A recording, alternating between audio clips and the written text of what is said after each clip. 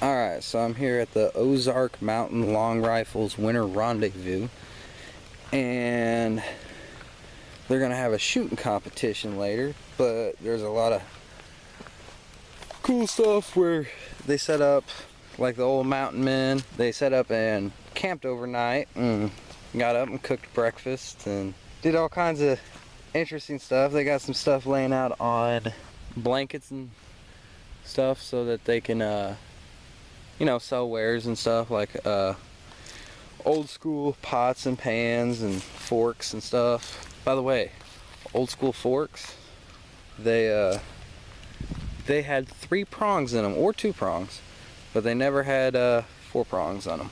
But yeah, this is really interesting. Everything's kind of moving slower. It's not as high speed and fast as I expected it, which actually is kind of nice because that just means get more time to sit around and shoot the shit with old people, which I was told is part of getting into the historical accuracy, was being an expert bullshitter. Yeah, like I said, they're gonna have a shootout later. I'm gonna catch some footage of that. This is gonna be how to load. No, but I reckon I could. Or we've got one a battle where you have to speed load. Pull up a half cock.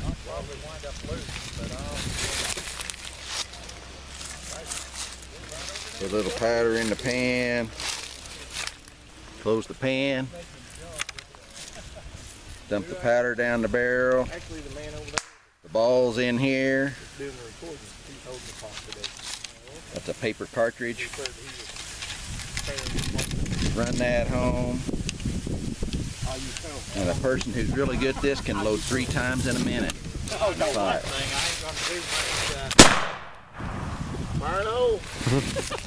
That's how it's done. So 3 rounds per minute. 3 rounds per minute. I don't think I'm that fast. That was with a smooth bore. Now this is a rifle, so it's going to foul and it's going to get a lot harder to load. So, all right, now explain what fouling is.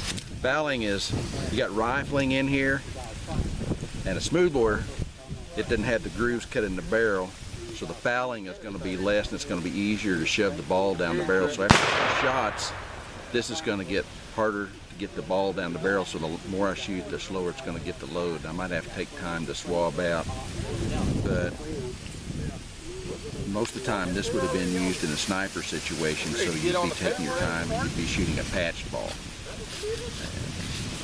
So that's what I'm going to be doing here. A little bit, I'll shoot a patch ball. So I'll pour my powder down the barrel, then I'll put a patch on the barrel, set the ball on top of that. Then I'll run the ball home. And then I'll put powder in the pan. The military, when you're speed loading, you put the powder in the pan first. Which most people around here won't like that because they'll think that's dangerous because it can go off. If your hammer would fall, it could go off while you've got your gun up this way. But you know, in those battles back then, it's who could afford to lose the most men could win. Yeah. So are you saying since you got a sniper rifle there, you're gonna win? No, I don't do enough shooting. Well, I wish you luck. Did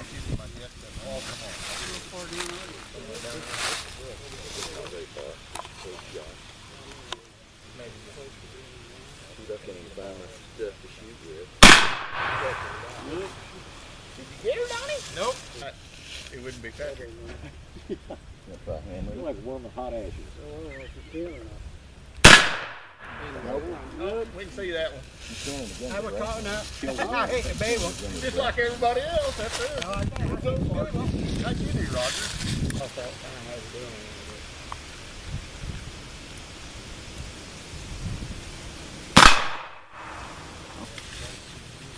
Nah, better not.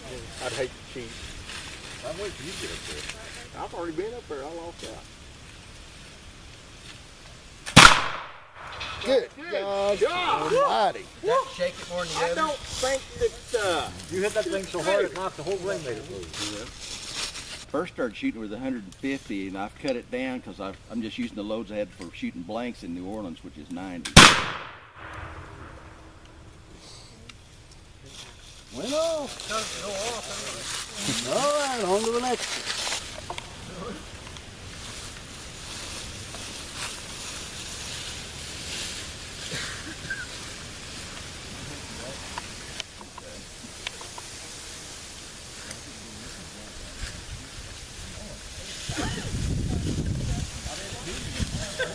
shoot the gun and do it. Is that right? Oh, I'm in trouble now. Well, I was open for it. You ought to be. You missed it. I thought it will. Well, yeah. I had a gun that would shoot the thing there. Oh, he didn't. No, he done got his in his hand. I got him. No, you got a big gun like that. Top of hand, and then we'll have left shoulder, right shoulder.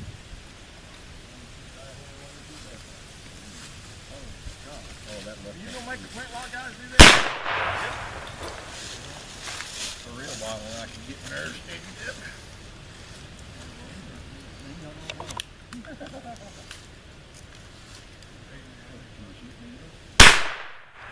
Oh, they's right on the money today.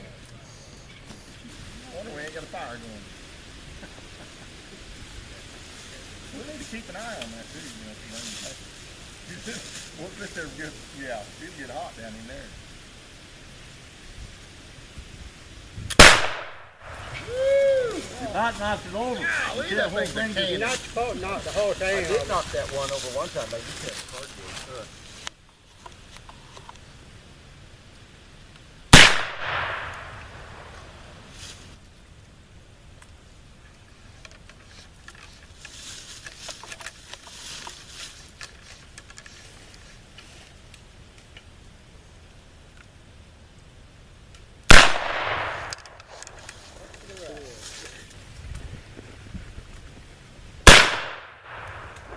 You could have scooted up closer. You probably did that to make it cute. Vicky's not here today. She's a drop off.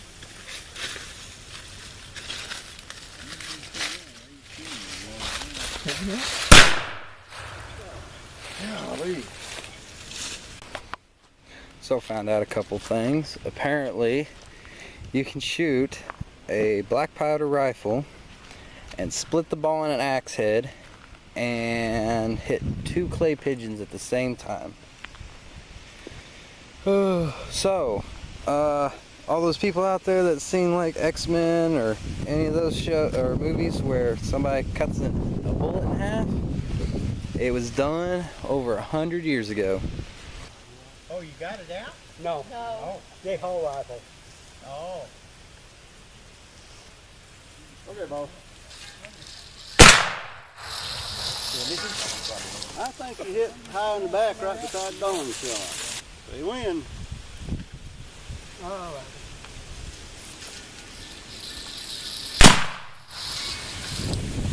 You don't use before it's 18 right. I love it. You ever quit for it? Oh, really? I got to put it up so long. What is every time? Well, I had a gun that wouldn't go off. Misfire. Well, after that, I hit the first couple targets and it misfire. That's what it is. I don't mind it. If I get stuck in this table, who's going to get my fat butt out of here? You just burn it off of you. What's not there, friend? Keep the blue one going.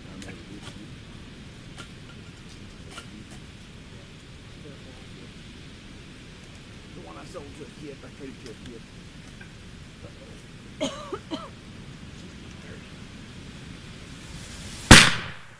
Yeah. Historically speaking, what is the importance of people gathering like this today? To preserve our heritage. And as history has taught us through many societies over time, you have to know your past to be able to survive the future. You don't think what everybody else assumes that old technology and stuff like this is useless anymore? When that group, ISIS, whoever, comes to fruition with their smart bomb that flies over and disrupts all technology, where are we going to be with this technology? You never want to lose the roots of where you are, where you came from, because you never know when you'll have to go back to that. Doesn't mean it'll happen in my lifetime or your lifetime, but preparedness is always key to survival. So you think everybody should learn the basics and fundamentals of survival. Absolutely. If everyone knew the basics of survival, a lot of what happens in our society wouldn't happen probably, because they'd know what it took to get there. Anything else you want to tell me about interesting history stuff? No, truth, I was lousy with history. Me too. My grandpa was a trapper, well, actually both my grandpas, though I didn't know one of them, died when my dad was young. But the one I knew was a trapper, and so I got interested in trapping and